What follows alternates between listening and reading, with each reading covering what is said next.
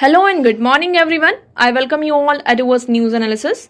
Today is 28th May 2023 and we are going to discuss important news and articles from The Hindu newspaper. So let's see what important news we got to discuss. Before starting the video, for PDF join Telegram channel Eduverse News Analysis. Link आपको description box में provided है. Make sure video को last तक देखें so that सारी important news आपके यहाँ पर कवर हो. तो चलिए स्टार्ट करते हैं और देखते हैं आज हमें क्या क्या डिस्कस करना है. Now first article is a new house again in red sandstone. अब आप सभी को पता है आज क्या है 28 मई और 28 मई को क्या होने वाला है, हमारी जो न्यू पार्लियामेंट बिल्डिंग है उसका इनोग्रेशन होने वाला है. इसके कुछ फैक्ट्स इसी में डिस्कस किए गए हैं, उसके बारे में हम देख लेते हैं. देखिए हमारी जो ओल्ड पार्लियामेंट बिल्डिंग थी वो कैसी थी, सर्कुलर पाथ में थी. ठीक है, ये आपकी ओल्ड पार्लियामेंट बिल्डिंग इस टाइप की कुछ थी. इसका जो स्ट्रक्चर था वो किससे इंस्पायर्ड था, एमपी में एक टेम्पल है 64 योगिनी टेम्पल, जिसका नाम क्या है 64 योगिनी टेम्पल. तो उसका जो स्ट्रक्चर था हमारी जो ओल्ड पार्लियामेंट बिल्डिंग थे उससे इंस्पायर्ड था. अब आपकी जो न्यू पार्लियामेंट बिल्डिंग है वो कैसी है, ट्राइंगुलर शेप में है. पहले तो आपको ये याद रखना है. ठीक है, उसके ऊपर यहाँ पर आपका जो नेशनल एनवलप है उसे यहाँ पे स्टैब्लिश किया जाएगा, पुट किया जाएगा. उसके ऊपर यहाँ पे सर्कुलर पाथ है. अब न्यू पार्लियामेंट बिल्डिंग की अगर हम बात करते हैं तो इसमें जो कैपेसिटी है उसको इंक्रीज किया गया है. आप सभी को पता है लोकसभा में यहाँ पर टोटल कितने 888 जो मेंबर्स हैं वो यहाँ पर आ सकते हैं, एक बार में बैठ सकते हैं. और राज्यसभा में यहाँ पे 384 जो मेंबर्स हैं एक साथ में आ सकते हैं. ओके, यहाँ पर कोई भी ज्वाइंट सिटिंग के लिए कोई हॉल नहीं है. लोकसभा में ही इतने ज्यादा मतलब सीट्स हैं, मतलब कि कैपेसिटी उसकी ज्यादा है, मतलब 1272 सीट्स हैं जिसमें यहाँ पर क्या कर सकते हैं, ज्वाइंट सेशन जो होता है लोकसभा और राज्यसभा का उसको यहाँ पर होस्ट कर सकते हैं. ओके, ये जो न्यू पार्लियामेंट बिल्डिंग आपकी बनी है किसके अंडर बनी है, जो आपका सेंट्रल विस्ता प्रोजेक्ट था. ओके, सेंट्रल विस्ता प्रोजेक्ट इसके अंडर है हमारी जो न्यू पार्लियामेंट बिल्डिंग है इसे बनाया गया है. थीम की बात कर लेते हैं. यहाँ पे जो इंटीरियर दिया गया है जैसे कि लोकसभा का जो इंटीरियर है आपका, राज्यसभा का इंटीरियर है ना, सेंट्रल लॉन्च है जो हमारा उसका इंटीरियर है. तो उसकी बात करते हैं. लोकसभा का जो इंटीरियर उसमें आपका पिकॉक है. अब हमने कल इसकी एक पिक्चर भी देखी थी कि यहाँ पर ये जो पिकॉक के ऐसे फेदर होते हैं ये पूरा ग्रीन कलर का था और इस तरीके की हमारी पूरी पिकॉक फेदर में इसका यहाँ पे थीम रखा गया है. राज्यसभा का यहाँ पे लोटस फेदर जो होता है, लोटस आपका जो नेशनल फ्लावर है. सेंट्रल लॉन्च की बात करते हैं तो नेशनल ट्री आपका जो बनियान है. तो इस थीम पर यहाँ पर जो हमारी न्यू पार्लियामेंट बिल्डिंग है इसका इनोग्रेशन आज होने वाला है. ओके, नेक्स्ट मूव करते हैं. Now next article is PM call upon CMs to work as a Team India. अब यहाँ पर क्या हुई है, एक नीति आयोग की गवर्निंग काउंसिल मीटिंग हुई है, 8th गवर्निंग काउंसिल मीटिंग हुई है जिसको यहाँ पर हमारे जो प्राइम मिनिस्टर नरेंद्र मोदी जी हैं उन्होंने एड्रेस किया है. और उन्होंने बात की है कि हमें यहाँ पर क्या करना, हमारा जो गोल है कि 2047 तक हमें एक डेवलप्ड इंडिया, विकसित भारत की तरह सामने आना है. इसके लिए हमें क्या करना होगा, एक साथ सबको टीम में आकर काम करना होगा, तभी हम क्या कर सकते हैं, हमारा जो ये ऑब्जेक्टिव है इसको अचीव कर सकते हैं. ओके, नेक्स्ट मूव करते हैं. Now next article is Sengol a symbol of transfer of power but it didn't get due respect until now. अब यहाँ पर देखिए ये दोनों आर्टिकल सेंगोल से रिलेटेड है. इसके बारे में अब हम कुछ फैक्ट्स देख लेते हैं. सेंगोल क्या है आप सभी को पता है, ये यहाँ पर आप सेंगोल की यहाँ पे पिक्चर देख सकते हैं, ये आपका सेंगोल है. सेंगोल एक्चुअली अगर बात करते हैं स्टिक है, स्टिक लाइक आइटम है. यह कितना 5 फीट का है. ठीक है, और ये सिल्वर का बना हुआ है और इसकी जो कवरिंग है वो गोल्ड से की गई है. ये आपका सेंगोल है. अब ये सेंगोल यहाँ पे पिक्चर में कैसे आते हैं इसकी हिस्ट्री देखते हैं. तो 1947 में जब इंडिया को इंडिपेंडेंस मिली थी और ब्रिटिश ने इंडिया को ये जो पावर ट्रांसफर किया था तो यहाँ पर बात चल रही थी पंडित जवाहरलाल नेहरू के बीच में और जो माउंटबेटन थे इन सब के बीच में कि ये जो पावर का ट्रांसफर हो रहा है उसको हम सिंबलाइज कैसे करें कि हाँ जो ब्रिटेन है उन्होंने अपना जो पावर ट्रांसफर कर दिया किसको, इंडियन सिटीजन्स को कर दिया है. ओके, अब इस पर डिस्कशन चल रहा था. तो पंडित जवाहरलाल नेहरू जी ने किससे यहाँ पर सजेशन मांगा, श्री राजा गोपालाचारी जी से यहाँ पर सजेशन मांगा. तो जो श्री राजा गोपालाचारी जी थे उन्होंने क्या किया, पूरा मतलब स्टडी करी और उनको एक चीज मिली, कहाँ, चोला डायनेस्टी में. चोला डायनेस्टी कहाँ थी आपकी, चोल डायनेस्टी ये साउथ में आपकी यहाँ पे चोल डायनेस्टी थी. वहां पर क्या होता था, उनका एक मतलब कि कस्टम था, सेरेमनी वहां पर होती थी कि जब भी जैसे किंगडम में न्यू एम्परर आने वाला हो है ना, कोई किंग है, अब उसका कोई नया यहाँ पर एम्परर सक्सेसर आने वाला हो, तो पावर को ट्रांसफर करने के लिए वो जो सेंगोल है इसको यहाँ पर देते थे। मतलब आपका जो न्यू किंग था, जब भी पावर ट्रांसफर होता था तो सेंगोल को क्या किया जाता था, दिया जाता था। ठीक है, जैसे कि आपने कहीं भी मूवीज वगैरह में भी देखा होगा कि कोई जब नया सक्सेसर बनता है तो जो किंग होता है, पुराना किंग होता है, वो या तो अपनी तलवार देता है या फिर कुछ भी ऐसी चीजें देता है जिससे वो सिंबलाइज हो जाता है कि हाँ, हम यहाँ पर क्या कर रहे हैं, पावर का ट्रांसफर कर रहे हैं। तो उन्होंने भी यही सजेशन दिया कि हम क्या कर सकते हैं, जो लॉर्ड माउंटबेटन आपके यहाँ पे लास्ट गवर्नर थे, वाइसरॉय जो गवर्नर थे, उन्होंने ठीक है यहाँ पर क्या किया, माउंटबेटन ने ये जो पावर सेंगोल को क्या किया, पंडित जवाहरलाल नेहरू को यहाँ पर दिया। इससे क्या हुआ, ये सिंबलाइज होता है कि हमने क्या किया, पावर को ट्रांसफर किया। ठीक है, तो हमने इसकी बात में देख ली। अब इसकी सिग्निफिकेंस की बात करते हैं, तो ये किसको सिग्निफाई करता है कि जो आपका यहाँ पे रिप्रेजेंटेटर है, आइडिया जो पर्सन यहाँ पे होल्ड कर रहा है, वो कैसे रूल करेगा, फेयरनेस और जस्टिस के साथ यहाँ पर रूल करेगा। ओके, सेंगोल की बात होगी। उसके बाद देखिए 1947 में जब इसे दिया गया था, तो उसके बाद फिर ये कहाँ चला गया था, एक म्यूजियम में चला गया था, इलाहाबाद के म्यूजियम में। बट वहां पर इसकी जो इंपॉर्टेंस है उसे सेंगोल को आइडेंटिफाई नहीं किया जा पाया। क्यों? क्योंकि इसमें जो टेक्स्ट लिखे थे वो तमिल के टेक्स्ट थे और उसको यहाँ पर ट्रांसलेट नहीं किया जा सका। तो म्यूजियम ने इसकी जो आइडेंटिटी थी उसको पहचानने में यहाँ पर फेल हो जाते हैं। और अब फिर से क्या हुआ है, जो हमारी न्यू पार्लियामेंट बिल्डिंग बनी है, इसका जो इनोग्रेशन होने वाला है, तो सेंगोल को वहाँ पे क्या किया जाएगा, स्थापित किया जाएगा, उसको वहाँ पर रखा जाएगा। जो स्पीकर होंगे, स्पीकर की जो जहाँ पर प्लेस होगी उसके साइड में सेंगोल को यहाँ पर रखा जाएगा। ओके, तो एक तरीके से यहाँ पे क्या है, सिंबल क्या सिंबल कर रहा है, ट्रांसफर ऑफ पावर। बट इसको जो रिस्पेक्ट मिलनी चाहिए थी अब तक नहीं मिली थी, अब इसको फिर से यहाँ पर रिस्पेक्टफुल बनाया गया है।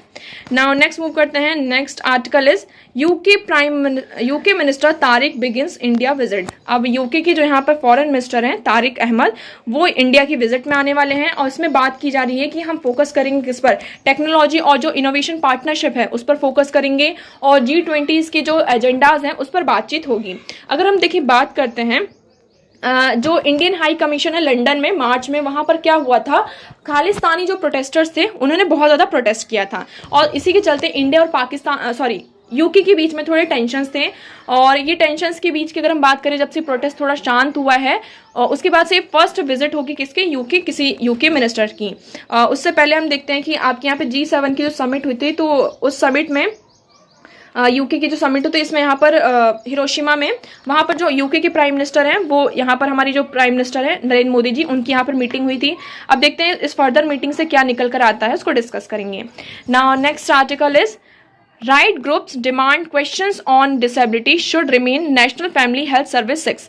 अब यहाँ पर जुलाई में क्या होने वाला है, नेशनल फैमिली हेल्थ सर्विस 6 होने वाला है, जिसमें से जो डिसेबिलिटी वाला आपका पार्ट है ना, क्वेश्चनेयर जो आपका बनता है, फैमिली जो भी सर्वे होते हैं उस सर्वे में क्वेश्चनेयर आपका बनता है और उस क्वेश्चनेयर से क्या किया गया है, जो डिसेबिलिटी वाला पोर्शन है उसको ड्रॉप आउट कर दिया गया है। तो इसी के चलते यहाँ पर जो डिसेबिलिटी राइट इंडिया फाउंडेशन है, एक ये नॉन ऑर्गेनाइजेशन है, NGO है, नॉन प्रॉफिट ऑर्गेनाइजेशन है, उन्होंने क्वेश्चन किया है और वो डिमांड कर रहे हैं कि क्या किया जाए, जो सर्विस है मतलब कि डिसेबल पीपल के लिए यहाँ पर जो क्वेश्चनेयर को यहाँ पे ड्रॉप आउट किया है उसे फिर से यहाँ पे क्या किया जाए, री इंट्रोड्यूस किया जाए। इवन हम तो यहाँ पर ये सोच रहे थे कि जो नेशनल फैमिली हेल्थ सर्वे होगा, ये डिसेबिलिटी से रिलेटेड जितने भी क्वेश्चनेयर होंगे, है ना, क्वेश्चंस होंगे, उसे और ज्यादा शार्प करेगा। बट यहाँ पे उसको और ज्यादा स्ट्रॉन्ग और शार्प करने के प्लेस पर उसे क्या कर दिया गया है, उसे रिमूव कर दिया गया है। इसी के चलते वो ये क्या है, ये कह रहे हैं कि जो हमारा right of person with disability act 2016 यहाँ पे डिसेबल पीपल्स को राइट देता है, तो उस राइट्स की पूरा क्या है, अगेंस्ट में है। तो इसलिए यहाँ पर क्या करना होगा, नेशनल फैमिली हेल्थ सर्वे जो हमारा 6 होने वाला है, उसमें जो डिसेबल से रिलेटेड क्वेश्चनेयर है उसको यहाँ पर फिर से इंक्लूड किया जाए। ओके, नेक्स्ट मूव करते हैं। Next article is only 6 of 25 high courts live stream proceedings. यहाँ पर 5 साल हो चुके हैं किसको, यहाँ पर सुप्रीम कोर्ट का एक जजमेंट था जिसमें ये कहा था कि जितनी भी आपकी कोर्ट की प्रोसीडिंग्स होती हैं, सिग्निफिकेंट यहाँ पे जो प्रोसीडिंग्स होती हैं उसकी लाइव स्ट्रीमिंग की जाए। ठीक है, बट उसमें से क्या हुआ, 25 जो हाई कोर्ट्स हैं, आउट ऑफ 25 सिर्फ 9 हाई कोर्ट्स क्या करते हैं, लाइव स्ट्रीमिंग करती हैं। इवन सुप्रीम कोर्ट भी जो मेन कॉन्स्टिट्यूशनल यहाँ पर केसेस होते हैं उसकी यहाँ पर लाइव स्ट्रीमिंग करते हैं। हमें क्या देखने को मिला, अब देखिए ये जो कॉन्सेप्ट था ये क्यों आया था कि हम क्या कर सके, अगर हम कोर्ट की जो प्रोसीडिंग्स थी उसको लाइव स्ट्रीम करते हैं तो एक तरीके से ये ओपन जस्टिस और ओपन जो कोर्ट है उसको यहाँ पर एक्सटेंशन मिलेगा। मतलब हमारा जो प्रिंसिपल है ओपन जस्टिस और ओपन कोर्ट को, इसका यहाँ पर एक्सटेंशन मिलेगा। बट हमें क्या देखने को मिल रहा है, सिर्फ 9 आउट ऑफ 25 जो हाई कोर्ट्स हैं वो यहाँ पर क्या कर रहे हैं, लाइव स्ट्रीमिंग कर रहे हैं। ठीक है, तो देखिए कोविड के टाइम पर भी आप सभी को पता है कि हमने क्या किया था, वर्चुअल यहाँ पर कोर्ट हियरिंग होती थी, वर्चुअल लाइव स्ट्रीमिंग होती थी। अब अभी जो आपका रिसेंट यहाँ पर सेम सेक्स मैरिज वाला केस था, तो इसमें यहाँ पर पूरे लाइव स्ट्रीमिंग की गई, और इस लाइव स्ट्रीमिंग प्रोसीडिंग से क्या पता चला कि मतलब घर घर तक चीज़ें पहुँची। मतलब जो ये जो सेम सेक्स मैरिज था, ये जो कॉन्सेप्ट था, ये लोगों के घर घर तक पहुँचा। लोगों ने यहाँ पर क्या किया, उसको समझा, जाना कि सारी चीज़ें क्या हो रही हैं, उनको इस केस के बारे में पता चला, और वहाँ पर वो क्या करें, अपना अपना ओपिनियन भी दे रहे हैं। तो बहुत अच्छी चीज है, इसे हमें क्या करना होगा, कंटिन्यू करना होगा। ओके, नेक्स्ट मूव करते हैं। Now next article is Ukrainian drones attack Russian oil pipeline stations. अब यहाँ पर क्या हुआ, रशिया की जो पाइपलाइन ऑयल पाइपलाइन स्टेशंस हैं वहां पर अटैक हुए हैं। अब इस अटैक में यहाँ पे जो रशियन मीडिया है उन्होंने ये कहा है कि जो अटैक किया है, किसने किया है, यूक्रेनियन ड्रोन से हुआ है। और अभी तक जो कीवी है, मतलब जो यूक्रेनियन है, उन्होंने पब्लिकली इसे एक्नॉलेज नहीं किया है कि ये जो अभी स्ट्राइक्स हुई हैं उन्होंने यहाँ पे इसको लॉन्च किया है। ओके, नेक्स्ट आर्टिकल है हमारा, Iraq unveils 17 billion project linking Europe West Asia. अब इराक का यहाँ पर क्या है, आपका रूट ऑफ डेवलपमेंट, ये एक प्रोजेक्ट है, $17 बिलियन का ये आपका प्रोजेक्ट है, जिसमें वो ही करना चाहते हैं कि यूरोप को वेस्ट एशिया से लिंक करना चाहते हैं। ठीक है, आप यहाँ पर समझ रहे हैं, आपका क्या आ जाता है, वेस्ट एशिया आता। आप मैप में यहाँ पर देखेंगे, ये हमारा है वेस्ट एशिया, इसको क्या करेंगे, यूरोप से लिंक करेंगे। इसके लिए हमारा कौन सा यहाँ पर प्रोजेक्ट है, route of development, route of development. और इसमें अभी क्या हुआ, कॉन्फ्रेंस हुए, जितने भी यहाँ पे जो आपके मिनिस्टर्स हैं, ट्रांसपोर्ट मिनिस्टर्स हैं, ईरान के, Jordan, Kuwait, Oman, Qatar, Saudi Arabia, Syria, Turkey, UAE, तो इनके जितने भी ट्रांसपोर्ट मिनिस्टर्स हैं उनके बीच में क्या हुई है, अभी एक मीटिंग हुई है। और यहाँ पर इस मीटिंग में ये कहा है कि हम क्या करेंगे, लिंक करेंगे। तो इसमें एक तरीके से जो प्रोजेक्ट है वो कैसा होगा, आपका सस्टेनेबल नॉन ऑयल इकोनॉमी होगी। मतलब कि देखिए अभी तक इनके बीच में अगर हमारा कैसा कनेक्शन होता था यूरोपियन कंट्रीज के साथ और वेस्ट एशिया का, अगर हम कनेक्शन देखें तो सिर्फ आप जब भी वेस्ट एशिया की बात आती है तो सबसे पहले क्या नाम आता है आपका, ऑयल का, कि वहां से हम क्या करते हैं, क्रूड ऑयल को परचेस करते हैं, इंपोर्ट करते हैं। बट यहाँ पर क्या होगा, ये इस प्रोजेक्ट से हमारा जो सिर्फ ऑयल नहीं, यहाँ पर अदर हमारे भी लिंकेजेस क्या होंगे, यूरोपियन कंट्रीज और अदर कंट्रीज के साथ होंगे। अब देखिए इराक का आप यहाँ पर मैप देख सकते हैं, इराक किस किस के साथ बॉर्डर यहाँ पर शेयर करता है, देखिए कुवैत के साथ, ईरान के साथ, यहाँ पर टर्की के साथ, सीरिया के साथ, जॉर्डन के साथ और सऊदी अरेबिया के साथ क्या करता है, बॉर्डर शेयर करता है। ओके, नेक्स्ट मूव करते हैं। नाउ नेक्स्ट आर्टिकल है, देखिए चीता reintroduce without considering special ecology. अब देखिए इस आर्टिकल को आप यहाँ पर लिंक कर सकते हैं किससे, यहाँ पर why cheetah cubs are dying in Kuno reserve. इन दोनों आर्टिकल में सेम बातें कही गई हैं। हमने क्या देखा कि लगातार क्या हो रहा है, पहले यहाँ पे 3 जो एडल्ट चीतास थे उनकी यहाँ पर क्या हुई है, डेथ हुई है। उसके बाद यहाँ पे जो 3 कप्स थे, चीता के जो 3 कप्स थे उनकी यहाँ पर क्या हुई है, डेथ हुई है। अब चीता ये डेथ क्यों हो रही है, इसका पूरी यहाँ पर रिपोर्ट भी आई। तो उन्होंने कहा कि जो चीता होते हैं बहुत ज़्यादा वल्नरेबल होते हैं, चीता जो होते हैं वल्नरेबल होते हैं, और इनकी जो मॉर्टेलिटी रेट होती है बहुत ज़्यादा क्या होती है, हाई होती है in comparison to other cat species. ये भी कैट स्पीशीज़ हैं, जैसे हम लायन हो गया आपका और आपका टाइगर हो गया। तो ये जो स्पीशीज होती हैं तो इनके कंपैरिजन में जो चीता होते हैं इनकी जो मॉर्टेलिटी रेट होती है वो बहुत ज़्यादा हाई होती है। हम सिर्फ कब इंटरवेन कर सकते हैं, इन द एक्सट्रीम केसेस, जब यहाँ पे कोई एक्सट्रीम केसेस आते हैं तो उस केस पर हम क्या कर सकते हैं, इंटरवेन कर सकते हैं। अदरवाइज वो इतने ज़्यादा वल्नरेबल होते हैं कि उनकी यहाँ पर डेथ होती ही है। 3 एडल्ट की बात करते हैं। 3 एडल्ट कौन कौन से, आपको यहाँ पर नाम याद रखने हैं। पहला क्या है, शाशा, ठीक है, दूसरा यहाँ पर क्या था, उदय, और तीसरा यहाँ पर दक्षा। ये 3 चीता की यहाँ पे डेथ हुई है। अब जो 3 बच्चे थे, अब 3 बच्चों की अगर डेथ हुई है, 4 बच्चे हुए थे टोटल नामीबिया से जो चीता आई थी, फीमेल चीता, तो उसके यहाँ पे 4 बच्चे थे। अब एक्चुअली यहाँ पे क्या था कि जो ये चीता है ये यहाँ पर फेंसिंग, साउथ अफ्रीका में यहाँ पे क्या की जाती थी, फेंसिंग, एक बॉर्डर एरिया होता था, उसमें यहाँ पर क्या होता था, उनका पालन पोषण होता, उन्हें ग्रो किया गया। तो एक तरीके से जैसे हमारे घर में एक पेट होता है, हम उसको यहाँ पर ग्रो करते हैं, उसका पूरा पालन पोषण करते हैं, उसी तरीके से इन चीता का भी हुआ है। तो उनको एक तरीके से पहला एक नॉलेज नहीं होता है उनके हैबिट में नहीं होता है कि किस तरीके से बच्चों को यहाँ पर उनको न्यूट्रिशन प्रोवाइड करना, सारी चीजें करनी है। तो पहला रीजन तो ये बताया गया, जिसके कारण हमें क्या देखने को मिलता है, बच्चों को पूरा प्रॉपर न्यूट्रिशन और केयर नहीं मिल पाती। इसके कारण जो सबसे छोटा वाला बच्चा था, जो चीते का बच्चा था, उसकी यहाँ पर डेथ होती है, और उसके बाद जो 2 उसके अदर बच्चे थे उसकी यहाँ पर डेथ होती है। अब जो एक यहाँ पर कब बचा हुआ, उसको यहाँ पे क्या किया गया है, इंटरवेंशन में लिया गया है, उसको डिटेंशन में लिया गया है, और जब उसको मतलब उसको पूरा न्यूट्रिशन प्रोवाइड किया जाएगा, और जब वो पूरा मतलब फुली यहाँ पर रिकवर हो जाएगा, उससे क्या कर दिया जाएगा, उसकी मदर के साथ यहाँ पर मिला दिया जाएगा। ठीक है। अब यहाँ पे जो चीता की डेथ हो रही है, इसके लिए यहाँ पे सेंट्रल गवर्नमेंट है थोड़ी यहाँ पर चिंतित भी है, वरी भी है। इसलिए उन्होंने क्या किया, एक स्टीयरिंग कमेटी को एस्टैब्लिश करने की बात की कि हम क्या करेंगे, स्टीयरिंग कमेटी को यहाँ पे एस्टैब्लिश करेंगे, जो चीता से रिलेटेड सारी चीजों को यहाँ पर देखेंगी और यहाँ पर रिसर्च होगी। ओके, नेक्स्ट मूव करते हैं। Now next article is iron fortification, health risk of excessive iron intake. अब देखिए, आयरन फोर्टिफिकेशन की बात करते हैं। आयरन की डेफिशिएंसी से क्या होता है, आपको एनीमिया होता है, मतलब आपके ब्लड में, जिसको हम कहते हैं ना, हीमोग्लोबिन की कमी हो जाती है। स्पेशली एनीमिया किसको देखने को मिलता है, आपको जो विमेन्स हैं और चिल्ड्रन हैं, उनमें हमें एनीमिया देखने को मिलता है। ठीक है। विमेन में क्यों देखने को मिलता है, क्योंकि विमेन को यहाँ पे क्या होती है, मेंस्ट्रुअल ब्लीडिंग होती है, जिसके कारण जो आयरन होता है उनकी बॉडी से हर मंथ बाहर आता रहता है। और अगर हम प्रॉपर डाइट में आयरन का इंटेक नहीं लेते हैं तो उससे क्या होता है, आपकी बॉडी में आयरन की डेफिशिएंसी हो जाती है। अब इसको यहाँ पर इस इशू को सॉल्व करने के लिए क्या कहा गया कि हम क्या करते हैं, आयरन फोर्टिफिकेशन करते हैं। आयरन फोर्टिफिकेशन का मतलब ये होता है, किसी भी मिनरल का जब हम फोर्टिफिकेशन करते हैं तो इट मीन्स जो भी आप यहाँ पे फूड ग्रेन्स अपनी डेली लाइफ में खाते हैं, जैसे कि आप सॉल्ट ले रहे हैं, शुगर ले रहे हैं, ठीक है, वीट का यूज कर रहे हैं, राइस खाते हैं, तो उसमें क्या किया जाएगा, आयरन की कोटिंग की जाएगी। फोर्टिफिकेशन मतलब आयरन की कोटिंग की जाएगी। तो इससे क्या होगा, जब भी मतलब आपके डेली फूड में, जैसे कि अब अगर आप आयरन के लिए कुछ स्ट्रॉन्ग चीज जैसे कि ग्रीन वेजिटेबल्स हैं, इनका यूज नहीं कर रहे हैं, तो इस प्लेस पर अगर हम आयरन को फोर्टिफाई कर देंगे, आयरन का फोर्टिफिकेशन अदर फूड ग्रेन्स के साथ कर देंगे, तो यहाँ पर आपकी डाइट में ऑटोमेटिकली क्या हो जाएगा, आयरन यहाँ पर आ जाएगा। ठीक है, ये हमने कर दिया। बट क्या हो रहा है, मैन भी इसका, अब घर में जब खाना बनता है तो सभी के लिए बनता है, आपके जो विमेन्स हैं उनके लिए अलग नहीं बनता है, मैन है उसके लिए तो अलग नहीं बनता, सबके लिए एक जैसा खाना बनता है। ठीक है। अब विमेन को क्या है, इससे फायदे हो सकते हैं, बट जो मैन है, विमेन में क्या होता है, अब यहाँ पर देखेंगे, विमेन जो आयरन आपकी बॉडी में जो एक्सेस में आ जाता है, तो उनको क्या होती है, मेंस्ट्रुअल ब्लीडिंग से जो एक्सेस आयरन होता है बॉडी से बाहर आ जाता है। बट मेंस को क्या होता है, यहाँ पर मेंस्ट्रुअल ब्लीडिंग नहीं होती है, जिसके कारण उनकी बॉडी में क्या होता है, एक्सेस में आयरन हो जाता है, और उसके एडवर्स इंपैक्ट हमें देखने को मिलते हैं। क्या होता है, आपकी जो इंटेस्टाइन होती है वहां पे इन्फ्लेशन होने लगता है, और आपको इससे वेरियस क्रॉनिकल डिसीजेस भी फेस करनी पड़ती है। ठीक है। नेक्स्ट इसमें बात करते हैं, आयरन क्या है, क्लोजली लिंक है किससे, डायबिटीज से।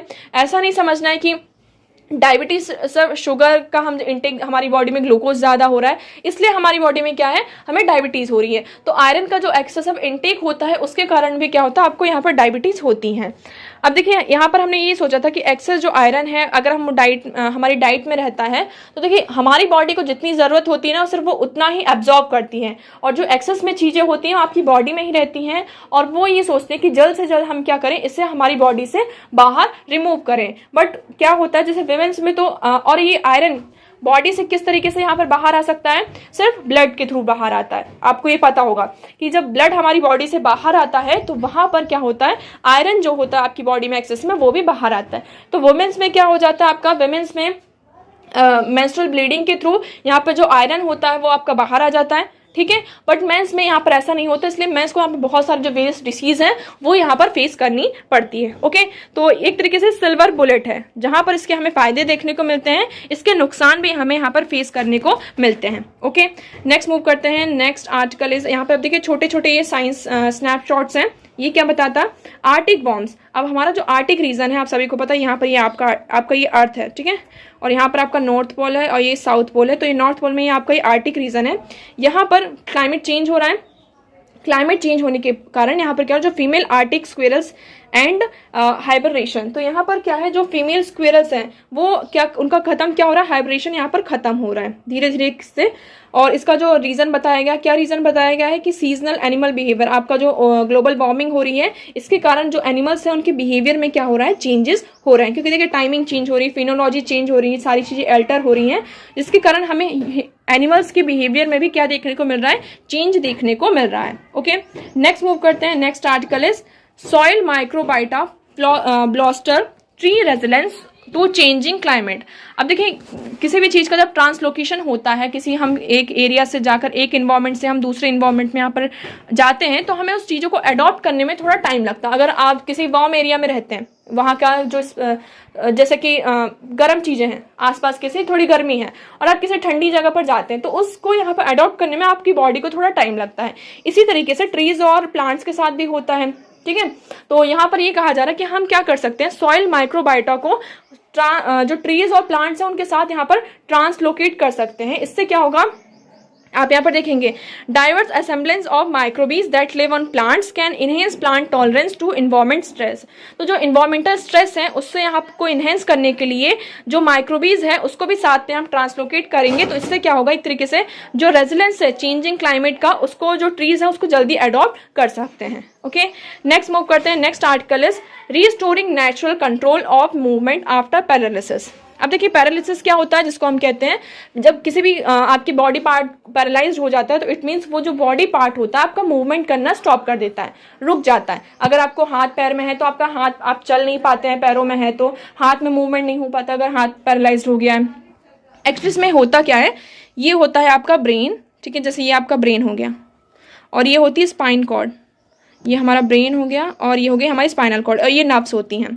तो ये एक कम्युनिकेशन होता है। यहाँ पर देखिए आपकी, जैसे कि ये आपका हाथ है, तो यहाँ से ऐसे कम्युनिकेशन होता है, जो नर्व्स होती हैं यहाँ पर मैसेज सेंड करती हैं, स्पाइनल कॉर्ड के पास जाता है, और स्पाइनल कॉर्ड से जो मैसेज होता है आपका ब्रेन के पास जाता है, फिर ब्रेन यहाँ पर रिटर्न करता है मैसेज, और फिर ये आपके जो हाथ है वहाँ तक ये पूरा पहुँचता है। मतलब पूरी बॉडी पार्ट में ऐसी सारी चीज़ें होती हैं। तो ये जो पैरालिसिस जब होता है तो यहाँ पे जो कम्युनिकेशन होता है ना, ये ब्रेक हो जाता है। अब इसमें ये कहा जा रहा है कि हम क्या कर सकते हैं, जो कम्युनिकेशन है इसको रिस्टोर कर जो पैरालिसिस के बाद भी अगर किसी भी पर्सन को कोई भी पेशेंट यहाँ पे पैरालाइज्ड है, तो उसमें क्या कर सकते हैं, जो मूवमेंट उसको रिस्टोर कर सकते हैं। तो एक तरीके से यहाँ पर कम्युनिकेशन को रिस्टोर करके what we can do is paralysis of the arms and legs on to stand and walk naturally. तो जो पर्सन है, अगर हम पेशेंट को यहाँ पर ये जो कम्युनिकेशन गैप हो रहा है इसको रिस्टोर करते हैं, तो पर्सन जो पेशेंट हो सकता है वो क्या कर सकता है, अपने आर्म्स और लेग्स को फ्रीली मूव कर सकता है, नेचुरली वो क्या कर सकता है, वॉक कर सकता है। ओके, नेक्स्ट मूव करते हैं। Now next article is about, this is the last article of the day, how can citizens file census detail online. अब आपको यहाँ पर पता है कि यहाँ पर क्या होने वाले हैं, आपके सेंसस होने वाले हैं। 1881 से हमारा हर 10 साल में क्या होता है, सेंसस होता है।